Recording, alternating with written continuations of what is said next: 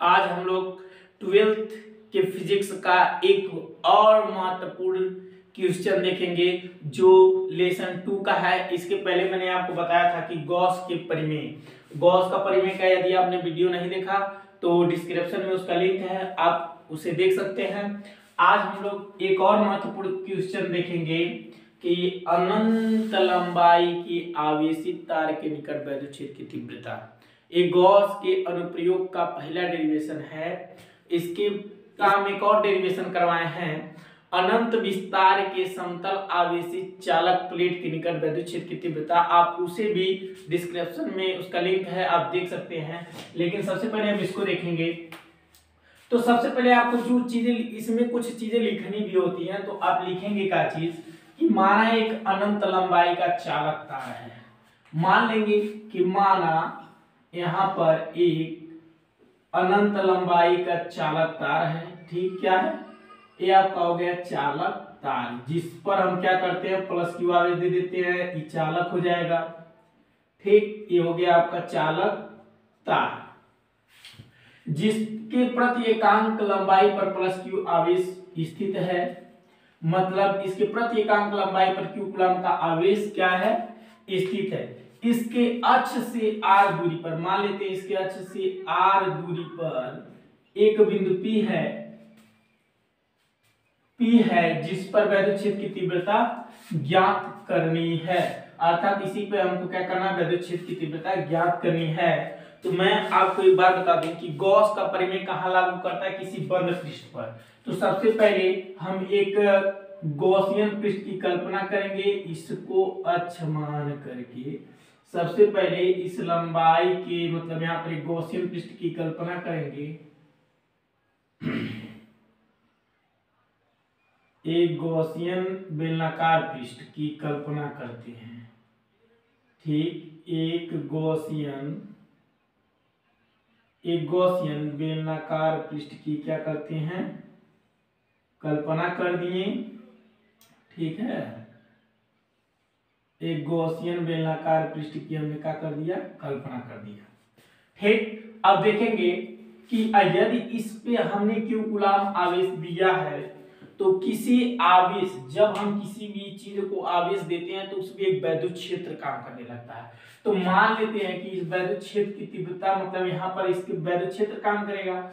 और देखिए यहाँ जब वैद्युत क्षेत्र काम करेगा तो ये मैंने गॉसियन पृष्ठ की कल्पना कर दी। मान लिया कि यह एक जो है, मतलब एक तार रखा हुआ है, ये किसी बंद पृष्ठ में रखा हुआ है, तो उस बंद पृष्ठ से वैद्युत फ्लक्स गुजरेंगे। तो वैद्युत फ्लक्स कहाँ गुजरेंगे, देखिए वैद्युत क्षेत्र की दिशा अगर इस बिंदु पर देखा जाए तो वैद्युत क्षेत्र की दिशा कहाँ होगी, बाहर की तरफ। और इसका वक्र पृष्ठ का क्षेत्रफल भी कहाँ होगा, बाहर की तरफ होगा।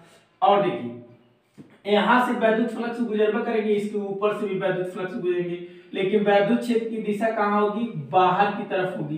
प्लस क्यू आवेश के कारण बाहर की तरफ होती है। और इसका क्षेत्रफल देखिए, इसका ज्यादा क्षेत्रफल ऊपर की तरफ है, तो क्षेत्रफल की दिशा कहाँ होगी, ऊपर की तरफ होगी।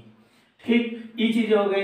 तो देखेंगे सबसे पहले कि बिंदु P से गुजरने, मान लेते हैं यहाँ पर एक बिंदु Q है, ठीक, और यहाँ पर P है। तो देखेंगे बिंदु P से गुजरने वाले वैद्युत फ्लक्स, लिखेंगे बिंदु P से गुजरने वाले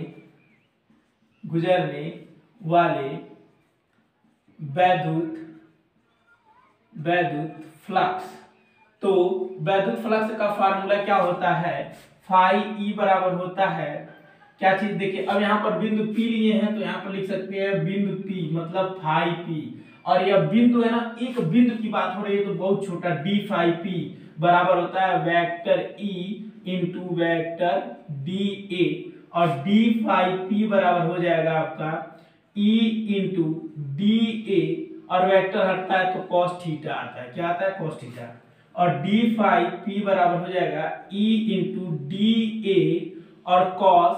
अब बताइए इनके बीच में कितना एंगल का कोण बन रहा है, कोई कोण बन रहा है नहीं, जिधर वैद्युत क्षेत्र है उधर मतलब एक ही बिंदु है। अब यही इसमें क्षेत्रफल का दिशा भी बाहर की तरफ और वैद्युत क्षेत्र की दिशा भी बाहर, दोनों एक ही रेखा, एक बिंदु है तो दोनों एक ही रेखा पे बनेंगे, इनके बीच कोण बनेगा 0 डिग्री।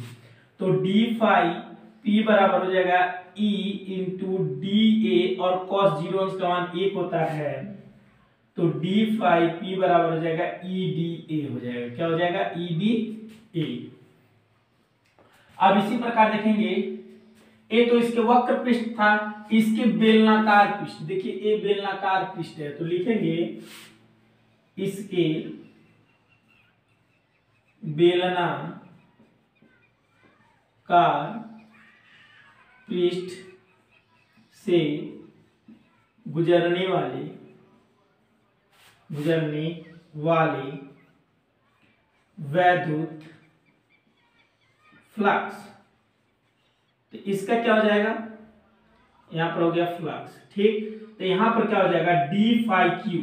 क्या हो जाएगा? D phi Q. एक छोटा सा बिंदु हमने लिया, यहां पर भी एक बिंदु देख लेते हैं, ठीक। डी फाई क्यू बराबर हो जाएगा vector E into vector D A, और उसको डी फाई क्यू बराबर हो जाएगा आपका E into D A cos theta. क्या जाएगा? Cos theta. तो डी फाई क्यू बराबर हो जाएगा ई डी ए कॉस 90 अंश। क्यों? क्योंकि वैद्युत क्षेत्र की दिशा उधर और क्षेत्रफल की दिशा ऊपर, तो 90 डिग्री का कोण बनेगा। तो यहाँ पर हो जाएगा डी फाई क्यू बराबर हो जाएगा आपका कितना? ई इंटू डी ए, और कॉस 90 अंश का मान 0, तो डी फाई क्यू बराबर क्या हो जाएगा? 0। अर्थात इसके बेलनाकार पृष्ठ से कोई भी वैद्युत फ्लक्स नहीं गुजरेगा। अब देखेंगे पूरे गॉसियन पृष्ठ से, लिख देंगे पूरे गॉसियन पृष्ठ से गुजरने वाला कुल वैद्युत फ्लक्स, तो इसके लिए हमको समाकलन करना पड़ेगा। तो लिखेंगे फाई ई, पूरा वैद्युत फ्लक्स क्या होता है? फाई ई, और integration D phi P plus integration D phi Q. तो यहां पर फाई ई बराबर हो जाएगा, इसका कितना हो जाएगा?